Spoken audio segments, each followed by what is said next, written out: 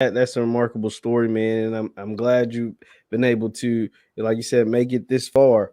Yeah, All the things that you've been able to go through. One of those things, being you mentioned it briefly, was the Bishop Sycamore. Bishop Sycamore has kind of set the internet on fire at one point last year yeah, when people were debating if it was a real school, was a fake yeah. school. I get Just to this day.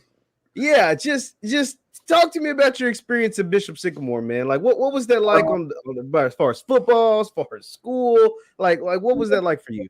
Um, I really can't say too much because I signed to HBO with Michael Strahan and them, so we got an HBO documentary coming out about. Okay, But wow, I give you, some. It was more of a.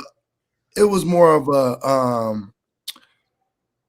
God put everything in your life for a reason, mm.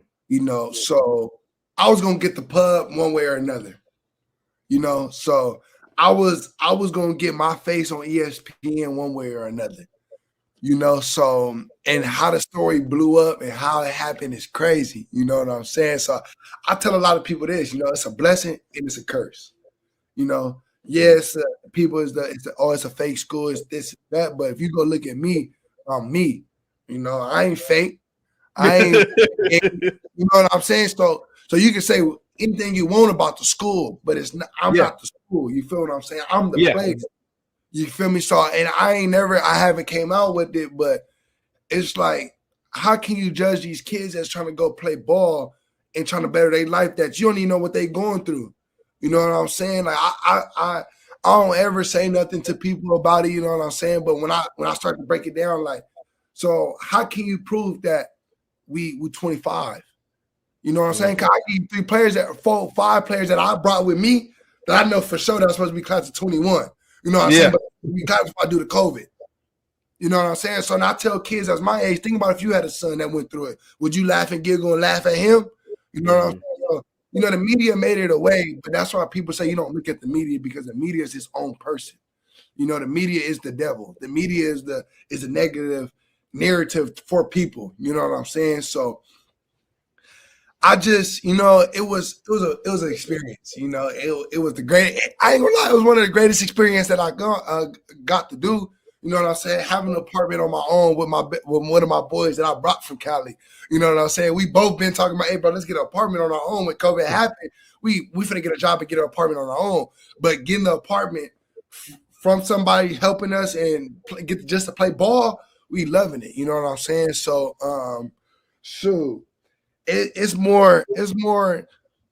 We took it and we ran with it. I talked to plenty of colleges at the time. I was talking to O State, Akron, Toledo, UTSA, TCU, a whole bunch of schools. You know what I'm saying? And what messed me up was the IMG game. And so if I would have had a better performance, if I would have just had people around me, that wanted the same as me, you know what I'm saying? Like, see me. We was getting up at 5:45 for practice running. I'm up at 5:15. Everybody else is there at 5:50. You feel me? I'm telling everybody, and that's the game. You feel me? I compare it to IMG, bro. Like y'all want to play IMG so bad. It's the biggest game of our life, but none of y'all is getting prepared for it. What y'all? You know what I'm saying? So it came, and I ain't gonna lie. Before the IMG game, like I broke down to my mom, like, bro, I don't even feel like I want to play. Like I don't know if I want to play, like, cause nobody's ready.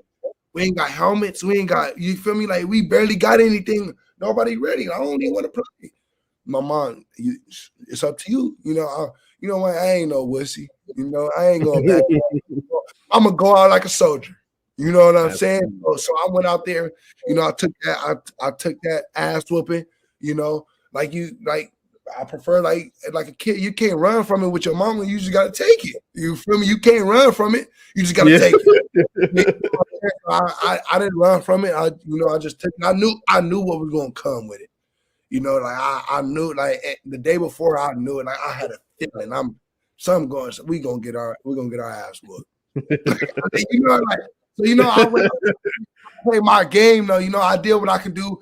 As a quarterback, you can only do so much. I'm out there, I was talking to my boys before, and I let them know, they like, hey, just let them know you throwing the ball and you trying to throw it and catch it yourself. Like, it felt like I was out there trying to do everything myself, but I really wasn't. I had, 2-3 players on the team that that tried to help, but we don't got a front five that can do anything for you. You feel me? Absolutely.